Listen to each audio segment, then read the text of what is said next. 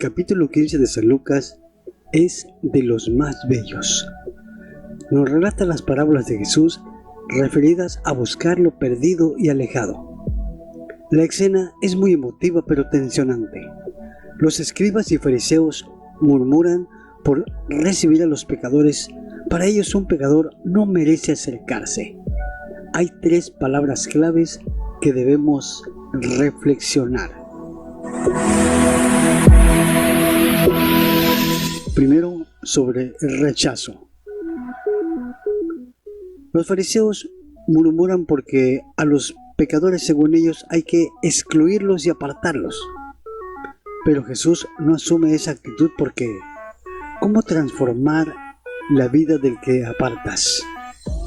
Esos pecadores querían escuchar a Jesús porque Jesús tocaba con su mensaje, sus realidades más profundas, con esa presencia sublime, con esa personalidad impactante, con esa dulzura irradiante.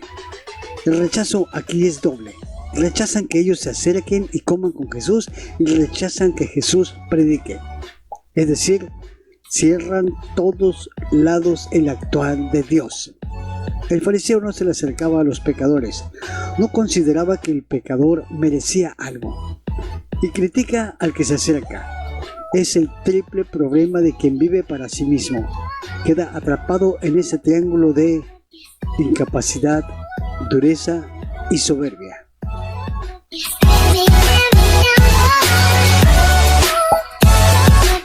Sobre la búsqueda. Pero Jesús coloca de ejemplo que siempre se va a buscar lo perdido. No es un tema de promedio, es un tema de misericordia. Va a buscar al uno que se hunde en el pecado. Va a buscarlo porque sabe que es otro, es incapaz de encontrarse a sí mismo para reconocerse como obra de Dios. La oveja y la moneda retratan una búsqueda incansable. Y eso es lo grandioso del amor de Dios. No es una búsqueda inicial, local o selectiva. No es inicial porque no se rinde a la primera. No es local porque no lo busque en un solo sitio. Ni tampoco selectiva, que solo busque a la oveja más notoria, la más importante. Dios nos busca incansablemente. No deja de amarnos. Siempre va tras nosotros. Siempre busca por ti.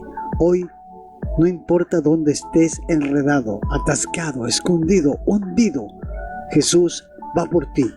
Jesús va por nosotros.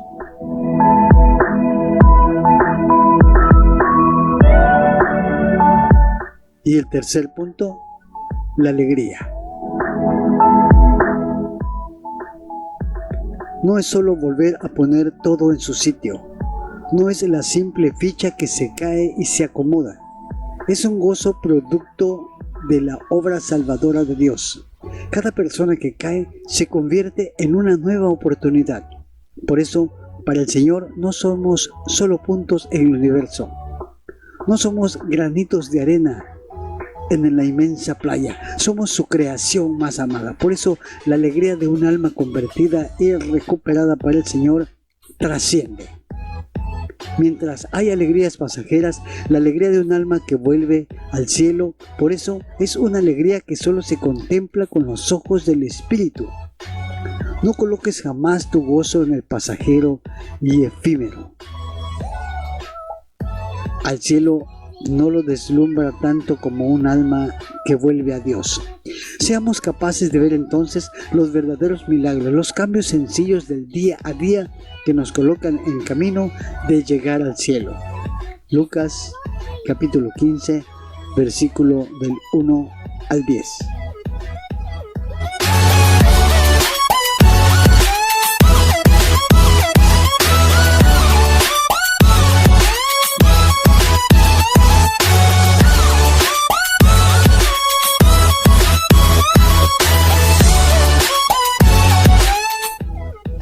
Bueno, vamos a una breve historia de Lucas. Se cree que muchos que Lucas fue un médico que nació en la ciudad de Antioquía, que pertenece actualmente a Turquía, aunque algunos exégetas y teólogos piensan que Lucas fue un judío de la diáspora.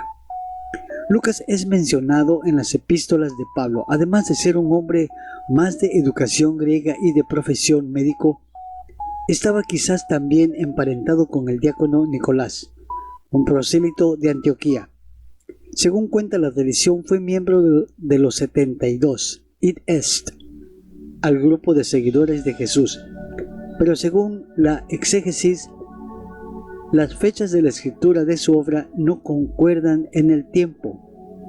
También se sabe que en la redacción de su evangelio Lucas hizo una prolífera investigación, entrevistando a personas, incluyendo a los apóstoles y tal vez a María, la madre de Jesús, que fueron testigos de estos hechos, como se puede encontrar en el prólogo de su evangelio, y que los Hechos de los Apóstoles es una continuación del mismo, el más largo y el mejor, redactado por el uso depurado y equilibrado del griego, como solo de una persona culta y erudita se podía esperar en tales fechas.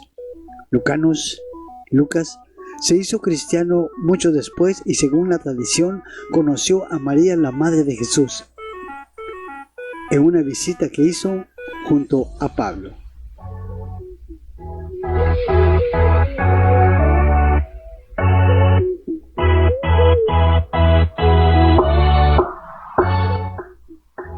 Al revelarnos los íntimos secretos de la anunciación, de la visitación de la Navidad, de la Natividad, Él nos hace entender que conoció personalmente a María, la madre de Jesús. Se cree por esto que Lucas cita tantos sucesos de la infancia de Jesús como habla de los sentimientos de María.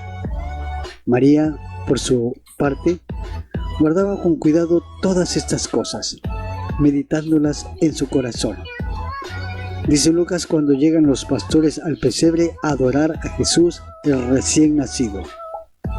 Algún exégeta avanza en la hipótesis de que fue la Virgen María misma quien le transcribió el himno del Magnificat, la Magnífica, oración universal, que ella elevó a Dios en un momento de exultación en el encuentro con su prima Isabel. Lucas era seguidor de Pablo, el médico querido. Lucas hizo muchos viajes junto a Saulo de Tarso en su camino por la evangelización, por lo que se sabe que Pablo no era un hombre sano y quizás necesitó de la ayuda de Lucas para sus viajes, y qué mejor que ser acompañado por un médico.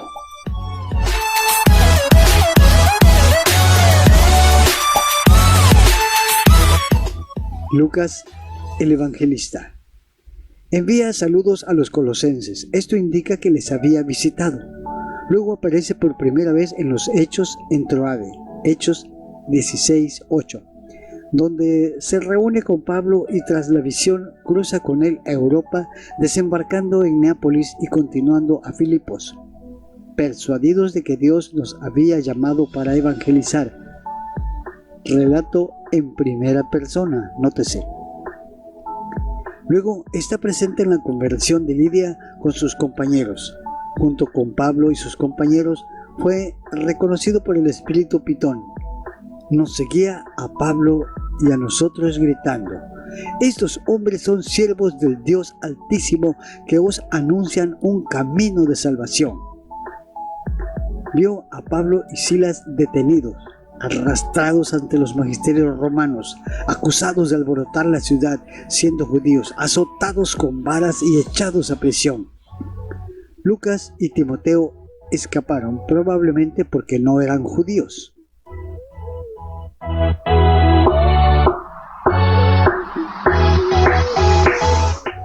Cuando Pablo partió a Filipos, Lucas se quedó con toda probabilidad para continuar el trabajo de evangelista.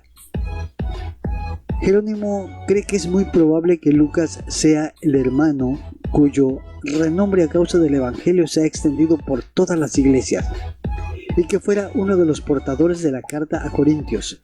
Poco después, cuando Pablo volvió a Grecia, Lucas le acompañó de Filipos a Troade, y con él hizo el largo viaje por la costa descrito en Hechos 20. Subió a Jerusalén, estuvo presente en el tumulto, vio el ataque al apóstol.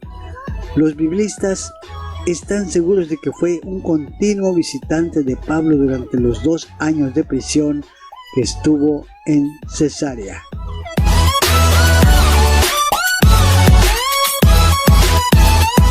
Fue partícipe del naufragio y estuvo junto a Pablo en Roma por un periodo considerable, lo que se sabe por la epístola de los Colosenses y la epístola a Filemón, donde se le menciona en los saludos dados al inicio: os saluda Lucas, el médico querido. Te saludan Marcos, Aristarco, Demas y Lucas, mis colaboradores. También los estudiosos dicen que los relatos de los hechos se hicieron en ese periodo y Lucas fue el último fiel compañero de Pablo hasta su muerte. He competido en la noble competición. He llegado a la meta en la carrera. Apresúrate a venir hasta mí cuanto antes, porque me ha abandonado Demas. Por amor a este mundo, el único que está conmigo es Lucas.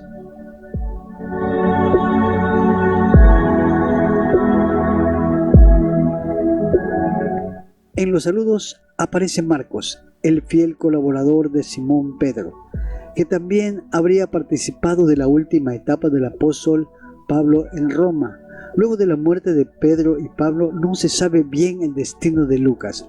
Se discute aún si fue martirizado o si, según el antiguo Prefatio vel Argumentum Lucae, murió de anciano. Algunos autores sostienen que había predicado en Macedonia, Acaya y Galacia, y que supuestamente falleció en Beocia. Según una tradición antigua, Lucas habría sido martirizado junto a Andrés, el apóstol, en Patras, en la provincia romana de Acaya. La tradición indica que Lucas mandó ser enterrado junto a la imagen tallada de Nuestra Señora, que él mismo había confesionado. Luego, como refiere Jerónimo, sus huesos fueron transportados a Constantinopla, a la Basílica de los Santos Apóstoles. Cuando sus restos sufrieron aquel primer traslado, el emperador se hizo cargo de aquella imagen tallada, la cual originaría siglos después el culto a la Virgen de Guadalupe en Extremadura, España. Tiempo después aparece otra Virgen de Guadalupe en México, en la Nueva España. Curioso, ¿eh?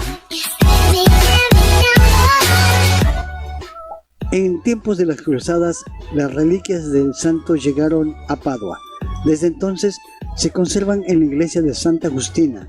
El cráneo fue en cambio trasladado en 1354 de Padua a Pagra, a la catedral de San Vito, por voluntad del emperador Carlos V. Nuestro siguiente video vamos a hablar sobre la Virgen de Guadalupe de España, de Extremadura, España, y posiblemente mencionemos también algo sobre la Virgen de Guadalupe mexicana. Mis amigos, un placer haber estado con ustedes. Si te gustó, dale un like, comparte, suscríbete. Por tu atención, muchísimas gracias. Se despide de ti tu amigo José Santos. Un placer haber estado contigo. Pásala bien, cuídate mucho. Chao.